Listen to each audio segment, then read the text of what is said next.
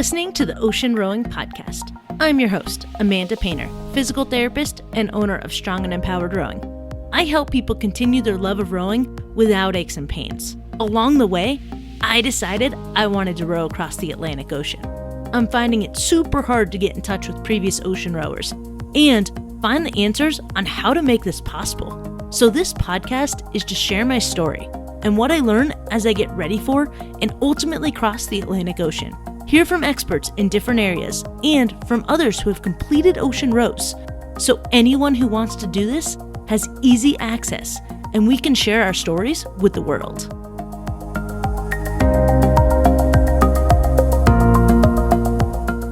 I suppose one of our biggest things is going to be like team dynamics, I suppose. Yeah. Like working together. So it's not just about training physically, like in the gyms and that. It's about spending time together and making sure we know how each other tick. And that's quite an important side of our training like an aspect of our training as well. The other thing that we're doing is because we're going to be living and operating in like 2-hour shifts, what we've kind of agreed between us is that we will not let issues fester for longer than 2 hours. All right, so I'm really excited about this episode. So in this episode, it's not just me talking or me and one other person, but it's a group of ladies. So that's pretty cool. It's my first multi-person interview. So we had Girls Who Dare. We didn't have everyone. It's a 4-person boat. So I had Jess Shuman, Anna Campbell, and Kat Butler all on the call. And they're part of Girls Who Dare, so a 4-person boat planning to row the Pacific next year in the Great Pacific Race. It's awesome because they have so much excitement and they're basically just really excited for this challenge that they're going to encounter. So it was really cool chatting with them.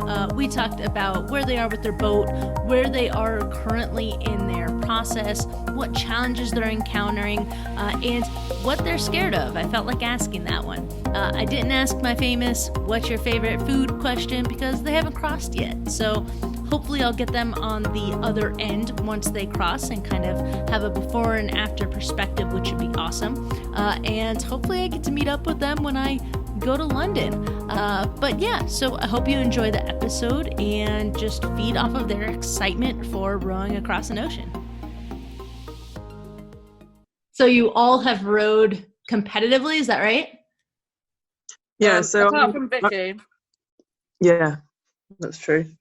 Vicky had her first water rowing experience on Sunday. Okay. And yeah, the rest of us, I've rowed since I was about 11. And then I think, Kat, you picked it up 2012 or so? No, right? well, I was about 28 when I started. Sorry, I meant in 2012. Oh, sorry, I thought you said when I was 12. I was like, no.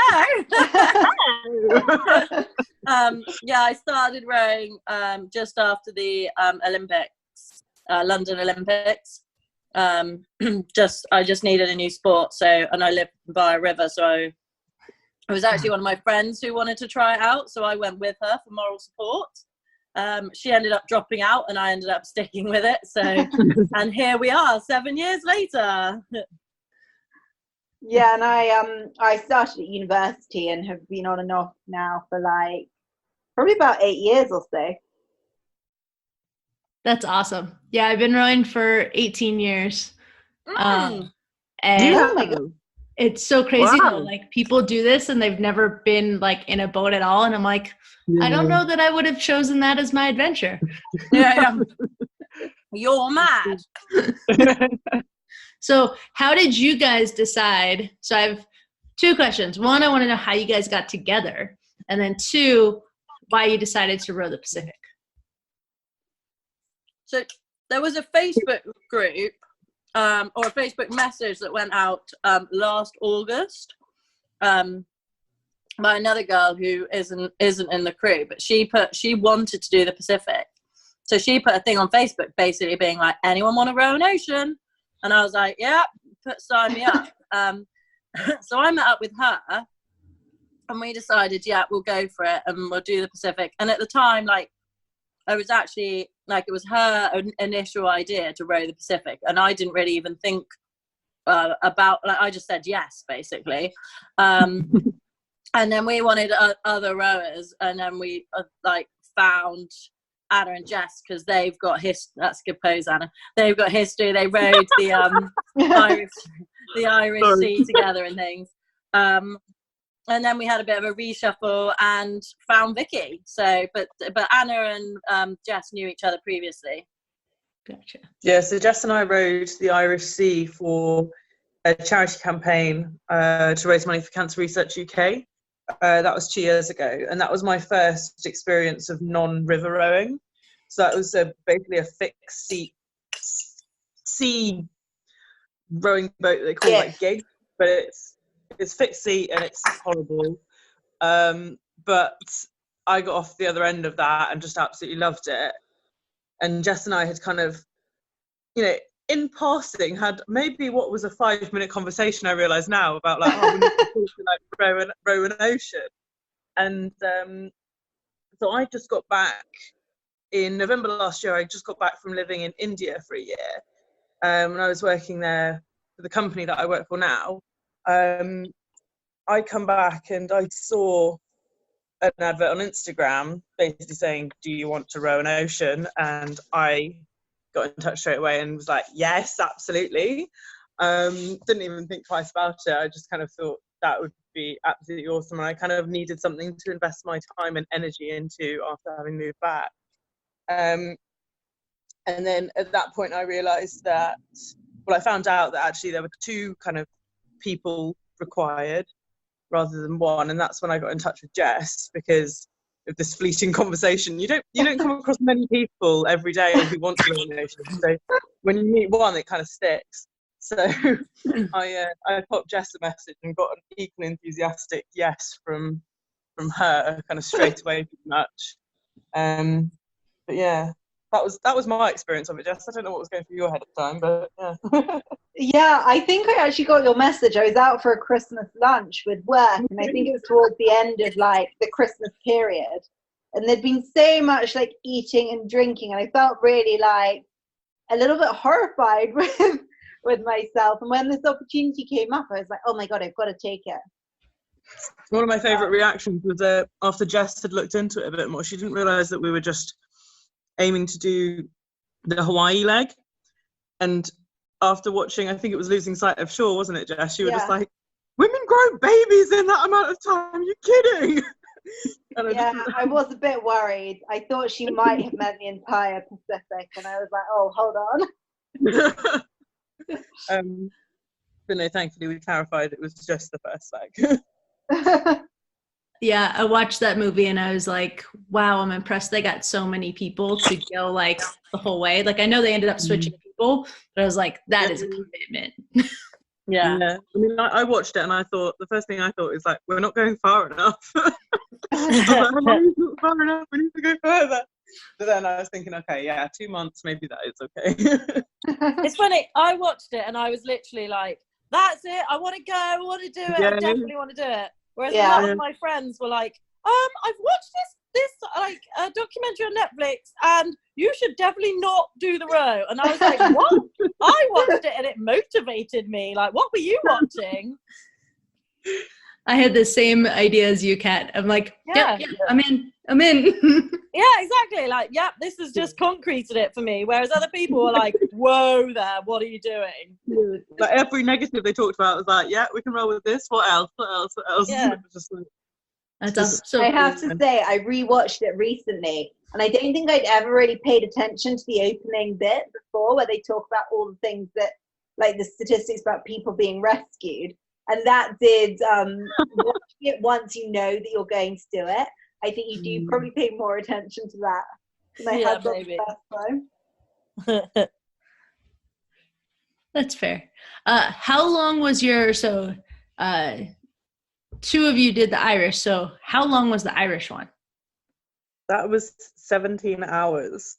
Okay, so it was like completely not even comparable. Like, we didn't have to eat on the boat, we didn't have to sleep on the boat, we didn't have to, like... Did you poo on the boat? No. Just checking. No, we had a support boat and everything. Like we It had all a of our proper stuff. loo. What? Yeah, it had a flush, Cat. Can you believe it? Crikey. That's better than the NHS. So yeah, a completely different experience to the one we'll What have. are these boats called? Gigs. They're like Skiffs. fixie. I think they're called Celtic gigs. I can Facebook you a link to it afterwards if you can't find it. But and I can send some photos as well of like Jess and I's little mini pre-adventure. But yeah, so that was my first experience of non-river rowing. That's awesome. Awesome. All right. So all of you got together for it. Did you ever debate which ocean to cross, or no, because it was pretty much set when you guys were like, hey, I want to row the Pacific. I need people. Yeah, it was set really. Okay. Yeah, for me, the only reason the only reason the Atlantic ever really came into the picture was because it's got a bigger name and a bigger following. Mm-hmm. That's the only reason that really the Atlantic would ever be something to be considered for me. But yeah, I don't know. I think that there's something about the Pacific that's a little bit more kind of I don't know. It's not been ventured into quite as much. So some part of that terrifies me, but part of that also kind of really excites me in what we're doing. Because I think it'll be like, you know, there's a lot of crews that get wiped out in their first 2 weeks. I'm hoping not to be one of them. So, you know, yeah. Do you think that you're gonna go through hurricanes? Yes. Hopefully I wasn't navigator will get us to steer clear of them. But there is a possibility. Jeez. I think we should go into it thinking, yes, we will have to. And then if we don't, then bonza. We've The happy nailed surprise. it. Yeah. Well, plenty have gone through the hurricanes and come out the other side. So Yeah, exactly. Like, bring it on. Don't need anything more specific than that. Plenty is fine. yeah. So what is y'all's biggest challenge right now? So you guys are what, 9 months out? Yeah, and Yeah. we need to, Something around there. What's I the think biggest challenge one day- now to get you there? At the moment, it's probably getting the sponsorship. Okay. getting How's the it money been together. going? We're about 40% there. Okay. Yeah, it's tricky. Like a lot of people, when they hear about it, are like super excited and oh, anything I can do to help, blah blah blah. It's harder to get people to part with their cash than express enthusiasm, obviously. Yeah. So yeah, I mean, I'd agree that's definitely the toughest bit of what we're experiencing at the moment. You know, there's some things that are completely in your hands, like the training and the preparation and getting to know like the conditions and the course and stuff like that. And there's some things that like you can only just keep kind of working towards, but ultimately a call is in someone else's hands, which is kind of tricky. But yeah, I definitely say that's the hardest bit that we're working with at the moment. Yeah, and it is funny, like Anna said, like when you talk to people about it, like all they actually ask about is the well, my experience is the training. They're like, oh, what are you doing with training? Like, how often do you train? Da, da, da. Like, and then when you say, actually, like the training is, to be honest, it's the easy part. Like the hard part is actually all the admin, the trying to get sponsorship, the website, the social media, the like meeting with people, this and that. And there's so much stuff that comes alongside it that actually the training is like 1/10 of it. But no one really appreciates that. It's basically like having a second full-time job. Yeah. I mean, I think it's bigger than any of us imagined. Yeah. For sure. So you're 40% of the way. Are there things you found that have worked well for you? I think being really clear, first of all, of what we're trying to achieve and what we're asking for were two things that I think we've learned so far. You know, the whole kind of like, why us? Why would people want to give us any kind of funding support to get us across the ocean? And it's all about like what we stand for and our kind of like building a brand as Girls Who Dare and what that represents, and you know what we're offering people and what we're asking for. Getting those kind of propositions really clear, I think, are our biggest my biggest learning curve. Yeah. I don't know about the rest of you. What you kind of feel? Yeah, it's Cat's tough. having a second course of the dinner. I think there are so many like learning curves as well.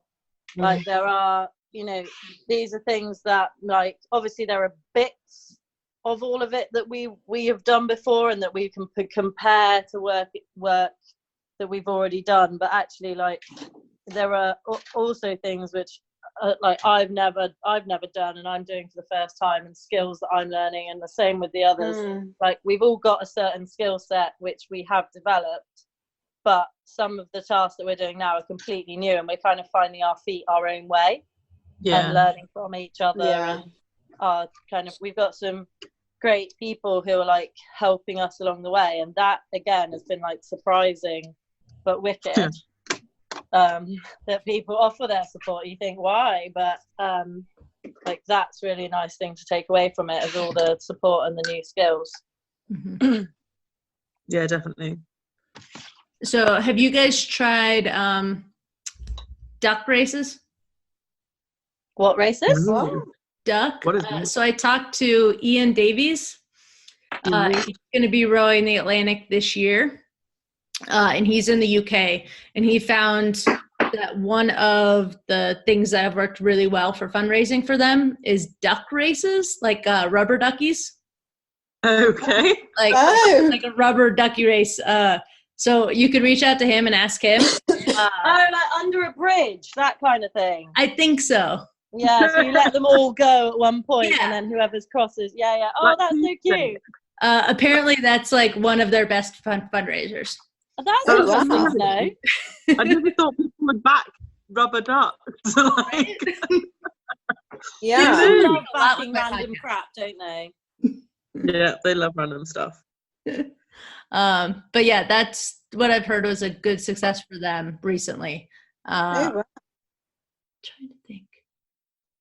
We found that getting people drunk and harassing them with raffle tickets works well.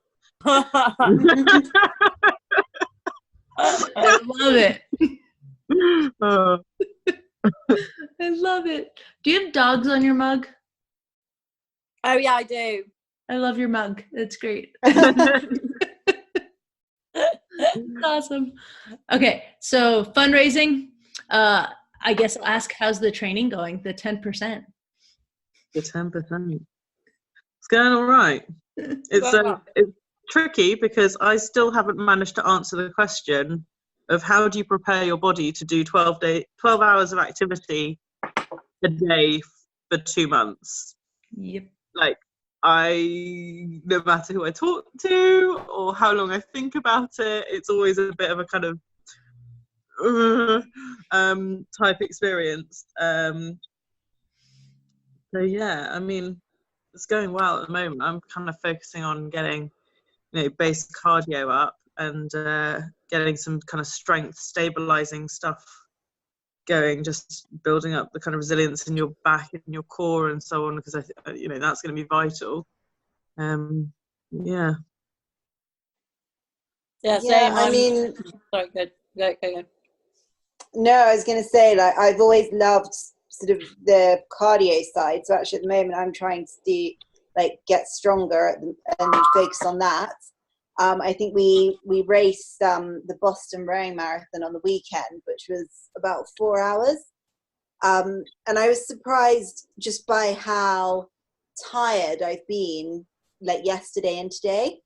And so not really achy, but it takes a lot out of you, just that sort of that focusing on the rowing. And I have no idea how you train your body to get used to that. The thing that I found as well, though, is that I felt a few aches and pains and whatever after about an hour and a half of rowing, but then I found it didn't get any worse. Yeah. Like, it wasn't like, oh, if it's like this after an hour and a half, what's it going to be like after 4 hours? You know, it just kind of stayed there, which actually filled me with a lot of hope, because I'm like, all right, cool. If this is as bad as it gets, and I don't mean to be naive enough to think that, you know, day 50 or whatever, it'll be exactly the same, but it's just kind of reassuring that it doesn't kind of get exponentially more painful, you know, as you keep going. And the other thing we were all talking about is actually like how you just kind of like, you know, for a kilometre, you can feel each and every stroke and be thinking really like deeply about each and every stroke and how it feels and the pain and whatever. And then, you know, a few kilometres can go by and you don't register a single one. Yeah. And so like how even within that 4 hour window, we kind of experience that. So I think that's, you know, a small insight into what we're going to be experiencing when we're out there, really.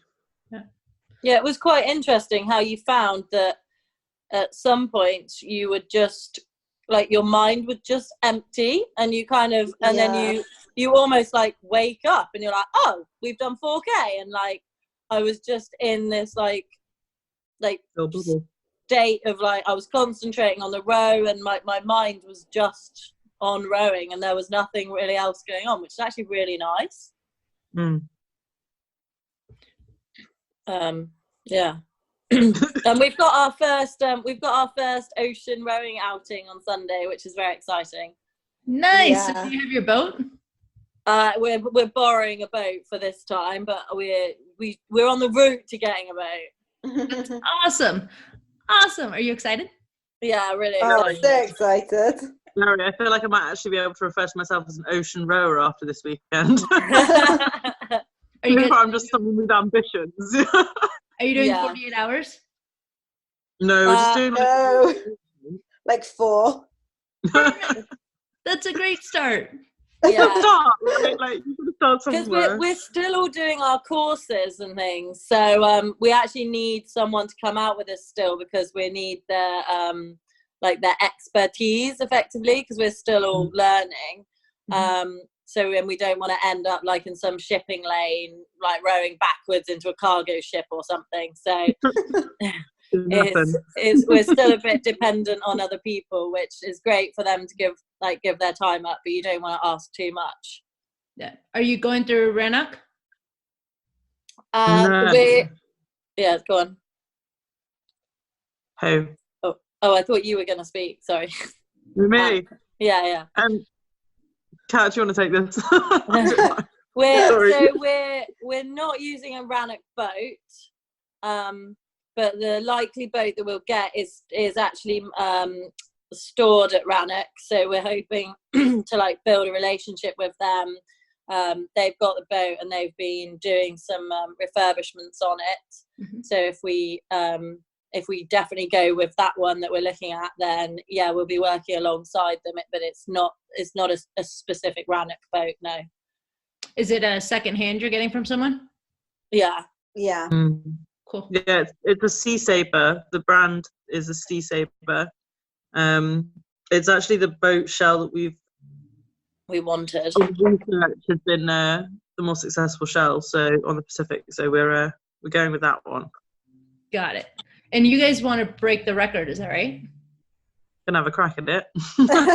Awesome. I mean, we're going, so we might as well, right? Yeah. We've talked quite a lot about it, and what we want to do is we want to, you know, have that in our sights, prepare with it in our minds, but then at the same time, we don't want, you know, so much of this is dependent on conditions and things that are outside of our control. So what we really don't want to happen is that, you know, for whatever reason, something happens that means that it's no longer something we can achieve.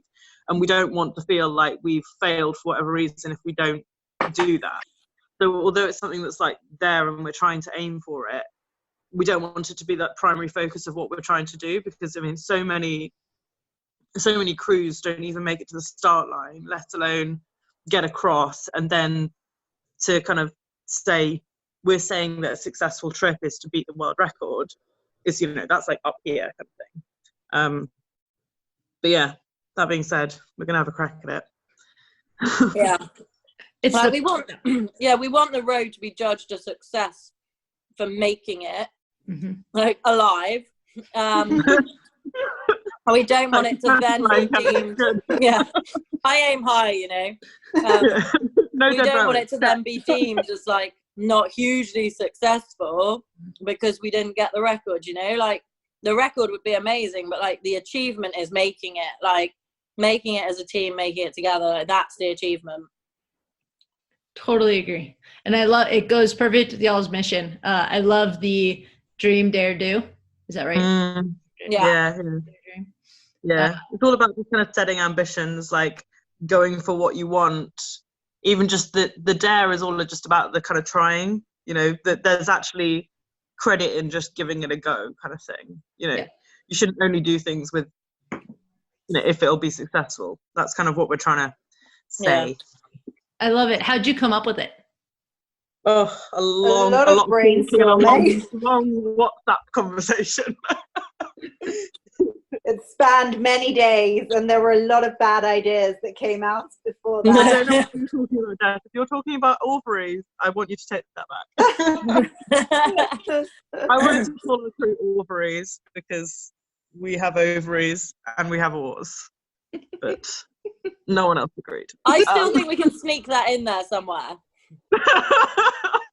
You know, have a little spot like on the boat. I totally think you could. Yeah, just a little like hashtag ovaries. Yeah. Even if you put that like inside what you're staring at, you have it. Yeah, exactly. Like hunker down for the storm and it'll make you laugh. Yeah.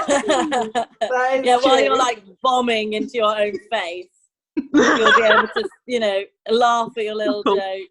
Yeah. I love it.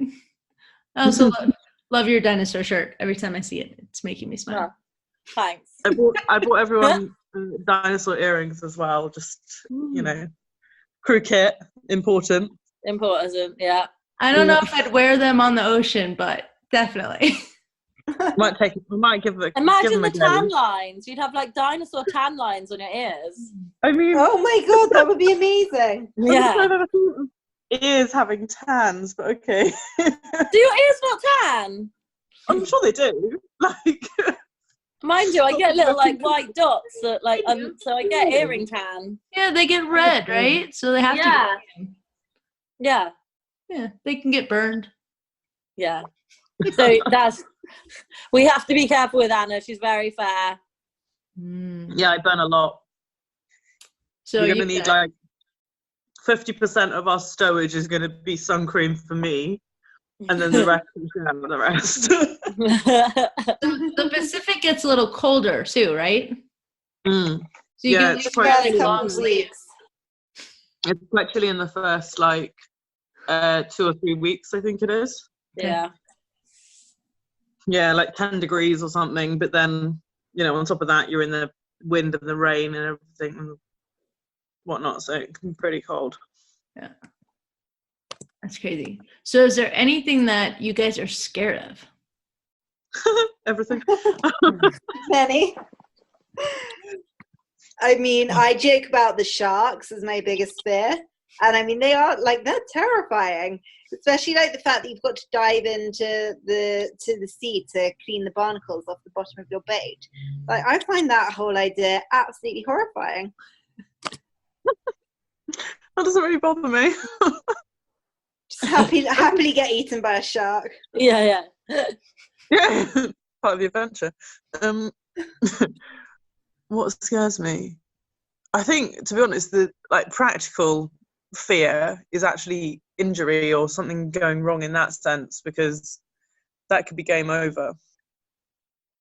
But one of my like worries, I guess, is just how we're all going to operate in such a confined space with all our stuff and just wet kit everywhere, trying to cook food, trying to get over seasickness, trying not to lose stuff. Like, that is more of like a practical worry of mine. Yeah, just existing, like just existing 4 people in 24 foot for 50 days. Like, I mean, I don't think I've done that with anyone. No, like you wouldn't lock yourself in a wardrobe with someone and come out like 50 days later. Like I haven't even spent a weekend in the flat with the same person. You're like, oh God, I've got to get out of here. Like, I think I'm like my worry, I suppose, is that I have no, like you have no idea how you cope with the fear. Like there was that couple who did the Atlantic, and they were both like totally on it. Like everything was, everything was going really well. And he got this awful bout of agoraphobia. They have a book, right? Yeah. I just can't remember who it was, but yeah. I can't no. And he got like really awful agoraphobia, and he'd never had it before. He'd never, he'd never had any problems before. He was really fit, healthy, he'd worked hard to get where he was. And yeah, he had to be taken off the boat, and his wife continued alone, and then they got divorced at the end of it. But did they really? Yeah. She was really mad because she thought he was being wet about like getting agoraphobic, which is obviously not, like, he didn't make that up. And then he was mad that she continued on her own, like without caring for his welfare. The book portrays it completely differently. So yeah. So just my point being that like obviously he never had any clue that he was going to react like that, and you wouldn't, so I don't know how I'll react. Like I hope I'll be absolutely fine, but there's always that thing in the back of your mind. Like every now and then, if I go on a roller coaster, I'm like, I hate it, I want to get off. Like I really hope that doesn't happen on like the Pacific. I'm gonna agree with all of you. All of those are my fears. There's a long list. Like, you give us more time, we'll come up with more. So I want to do it solo. I initially wanted to do it in a pair, and I was like, there's nobody I know that I want to spend that much time with. So I was like, I don't know if I'd want to spend that much time with myself. So I'm like, I think I need to go by myself. So that's how that happened. And then by myself, there's no one to look for the sharks. Yeah, that is true. You're going to have to get that shark spray. Right? And then if I get hurt, yeah, I'm really, really in trouble. I think that's really brave, doing it on your own. I think that's brave. I mean, even just being on your own, not talking to like anyone else for that long, that's nuts. And then you're doing it in the middle of an ocean as well. Yep. Like very, very well brave. Done. Well, yeah. I haven't done it. No, but this is the whole thing. Like, even just working towards that ambition deserves a nod of respect for sure. Absolutely. Well, and then if I find out I'm scared of, being alone or in the ocean or any of that, all right. So you can start talking to yourself. It'll be fine. You get what's that thing of that Tom Hanks film? Watson. His little Wilson. Wilson. You need a Wilson. So Tim had is it Tim? I think it's Tim. He had a giant rubber ducky, and he had a hat from the Royal Marines, I think. Mm. It was I think I've seen his hat. He's in always every Roy or something. Roy and I was like, I might have to steal your idea, like a giant rubber ducky, like. Yeah. Well, I met a guy today at work who fundraised for one of the same charities as us, and he walked solo from John O'Groats to Land's End. So that's the furthest north in the UK to the furthest south point in the UK, and he walked the entire thing on his own, carrying all of his stuff with him. And he like made this little trailer with this guy and called this little, and it like latched onto a belt on his back. And he kind of towed this trailer, and he called the trailer Steve. So him and Steve did the walk, and that took him 56 minutes. Yeah. So you guys wanted that specific type of boat. Do you already have a boat name? We've been playing with some ideas, haven't we? Yeah. So there's one that's like, it's the name of the Hawaiian sea goddess. And I haven't figured out how to say it yet. Moana? No. That would be a good name. I'd go for Moana, I'm not going to lie, I'm a big fan. Jess still hasn't seen the film though, so we're trying to like find a date so that Jess can watch the film. But I think it's like, is it Namaka or Namaka or something like this? Yeah, I have no idea how you say it, but that sounds right. Yeah. But yeah, it's like I think sea or water goddesses or something like that would be really lovely. And then obviously with ending up in Hawaii, it felt kind of fitting that it was a Hawaiian goddess. Mm-hmm. Yeah. So that we're just kind of toying with the ideas at the moment. I like it. Yeah. That's a cool concept. And my brain never would have gone there. But have you got a what have you boat? been thinking about? Say that again? Have you got a boat? I want to build mine. Wow. Sure. They built theirs. Amazing. That's awesome. insane. My husband does woodwork, but I don't want a wood boat. But he like has the design. He has building experience. And then who is it? Phil. I think it's Phil something. You can buy a plan from him. Nice. And then there's a guy who I had on the podcast, Pete Rhodes, and he's building the boat right now. So he's crossing on his own. He's in the UK and he's doing his own crossing, like not through any competition. Yeah. Going to end in the UK. And he's building that boat. So I'm waiting for him to successfully cross. Always good to have a guinea pig. And then what is it? Michelle Lee built one that apparently like was the most spacious boat ever. But I have to talk to her. I haven't talked to her yet. Spacious for a 24-foot boat still though, right? Yeah, I think the Losing Sight of Shore girls built their own boat as well. Who did? The girls from the crew from Losing Sight of Shore, they built their own boat. I need to reach out to them. Yeah, one of them's US based actually. I can't remember the name of her, but a friend of mine has been in touch with her, so I'll see if I can pass on the details. Oh, that'd be awesome. Yeah. Yeah. I just kind of get recommendations like, hey, have you talked to anybody that I should talk to? Yeah. It's amazing like how small but how like active the community is as well. Like, you know, there's not a whole lot of people who want to row an ocean. So it's good that it seems quite supportive. Yeah. Have you had any thoughts about what you want to name your boat? No idea. No? I don't even have a name for me yet. And then I'm like, I need a name for my boat and me? Really? Just call it something really like normal, like Barbara or something. Eric. Are there any guy named boats? No. Boats are always women. They're always women. They're always she's. There you go. Break the mold. Yep. Or just stick with trusty tradition, you know. You know, are you superstitious? Are you not? How much do you want to push? Like, if I'm going out on the ocean, I will take all the luck from anyone willing to give it to me. I'm going to run over all those black cats. No, wait. What do you have to do with black cats? Leave them alone. I can't remember. And you go under some ladders. That's it, yeah. No, going under ladders is bad luck too. Oh, shit. Break some mirrors. Everything. We get eaten by a shark, Cat. It's your fault. Yeah. Sorry, guys. Did you walk under a ladder?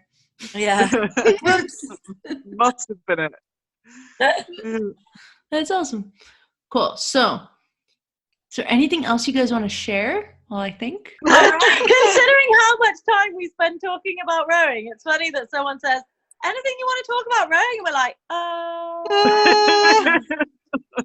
I don't know, in terms of, as opposed, it's in comparison to doing in a single, I suppose one of our biggest things is going to be like team dynamics, I suppose. Yeah. Like working together. So it's not just about training physically, like in the gyms and that. It's about spending time together and making sure we know how each other tick, and that's quite an important side of our training or like an aspect of our training as well. Yeah. How are you training for that? Just hanging Spend out. a lot of time together. The other thing that we're doing is because we're going to be living and operating in like 2-hour shifts, what we've kind of agreed between us is that we will not let issues fester for longer than 2 hours.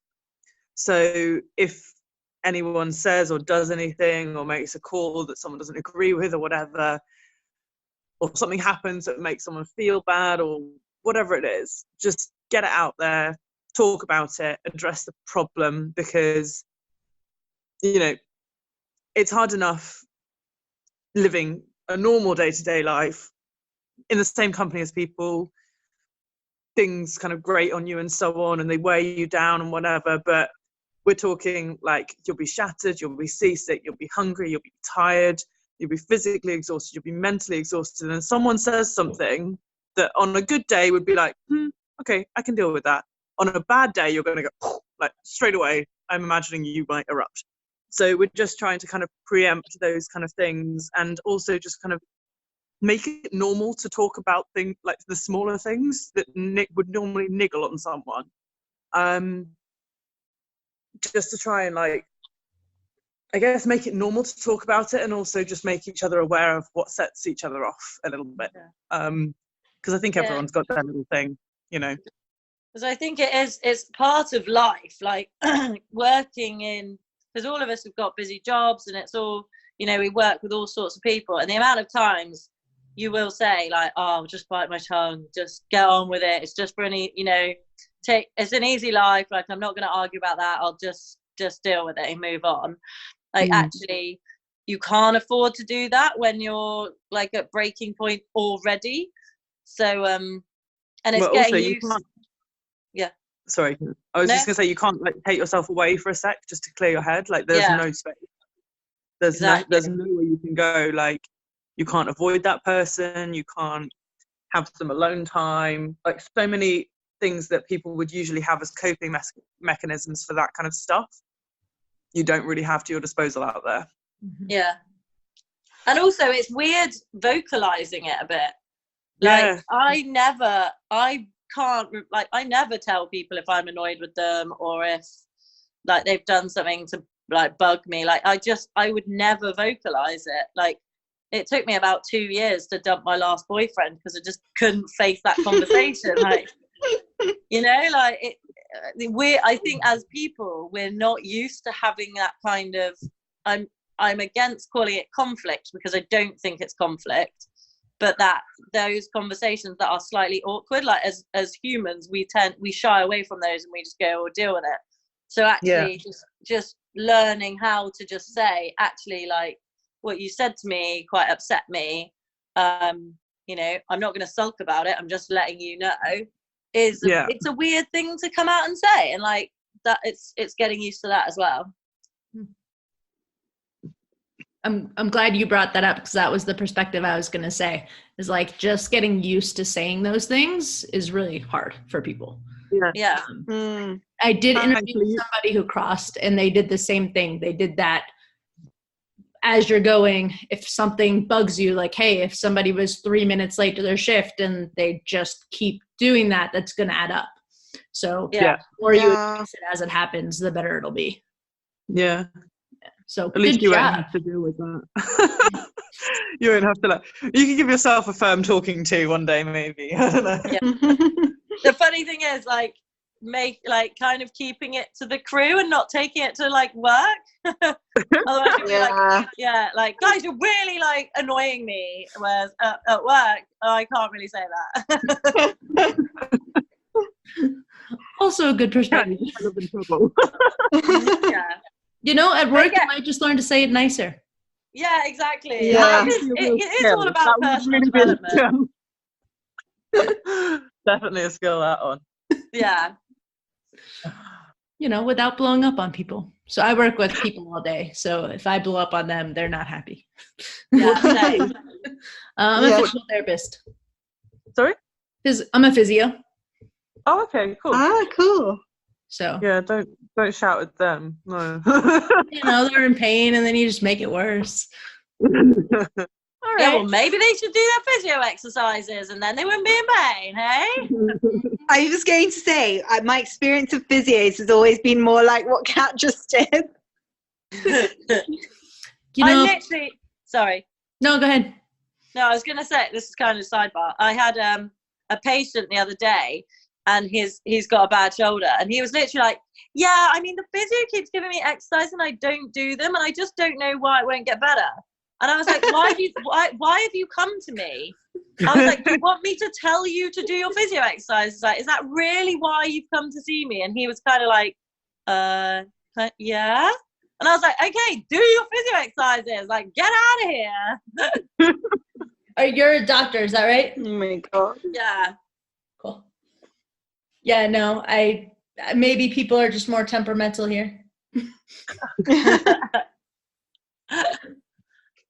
Yeah. Sweet. Thanks for, I know you guys, it's late. It's like 10 o'clock. So I want you guys to be able to go to sleep. Yeah, it's 10. That's what my aim for the week is, to sleep better. That's a good one. Yeah, and shower. Yeah. Oh, you covered that one in like what, a minute and a half? Yeah, exactly. Done it. I'm nailing the week. It's only, wait, is it Wednesday for you? No, it's Tuesday. Still Tuesday. Yeah, I mean, fair. It's only day 2. giving you more credit. Yeah. Awesome. Well, thanks so much for taking time out of your evening to chat with me. I really appreciate it. Thanks for No, inviting thank me. you. Cool, thank you. Yeah, and if there's anything that I can do for you, please let me know. And just reach out. I'm happy to help if there's anything I can do. Vice versa. Thanks. Absolutely. Yeah. And Definitely. good luck. I will keep following y'all's stuff. I'm having a blast. I'm reposting when I can. Oh, thank you. Thank you. Can't wait to hear about your adventure as well. Yeah. Yeah, it sounds amazing. Oh, thanks. I can't believe it's Started so yet. prepared. And I mean, these podcasts are going to be awesome to like look back on and everything like that. They'll be, Like, amazing. Well, if you That's guys need awesome. some advice from people, I mean, so far there's 50. This will be episode 17, I think. oh, nice. Wicked. And so this one will release. When is this one coming? So Megan Hoskin was another Pacific, and I can't remember if she was episode 13 or 15. Oh, she was in Pacific Terrific, wasn't she? Yeah. Yeah. Yeah. She was had good all- advice too. So if you need to hear from people who have done it with advice, that's kind of what I'm trying to do. That's amazing. Episode, I think this will be 15, so this one will come out, is that right? No, 17. I don't know. I think November 28th. November Amazing. 17th. But I will reach out to you guys and let you know before it comes out. And I post Awesome. like 3 posts beforehand to kind of let people know it's coming. But I'll tag you guys in it and let you know it's coming. Amazing. Oh, fantastic. Yeah. Excited. If you're ever over in the UK and you need some training buddies, like, we're here. She's got a brother here, so she needs to come visit. Yep, I need to come. It's on a plan. I just don't know when yet. And then you Oh, can find out where he awesome. lives in London too. That too. Awesome. Well, thanks so much, guys. I hope you have a great evening and good luck with the training. Good luck with the fundraising. Thank you. Of course. Thank you. Cool. Thanks so much. Bye. Thanks. Bye. See ya. Bye. Bye. All right, so I hope you enjoyed episode 17 of the Ocean Rowing Podcast. The next episode will be another update episode of where I am at and what I am planning. So that'll be another short clip. As always, if you enjoyed and you want to hear more, please hit that subscribe button. Leave a review. Let me know you liked it. Feel free to email me at mail@oceanrowingpodcast.com. And yeah, give suggestions, ask questions. We'll get them answered. And I hope you guys enjoyed.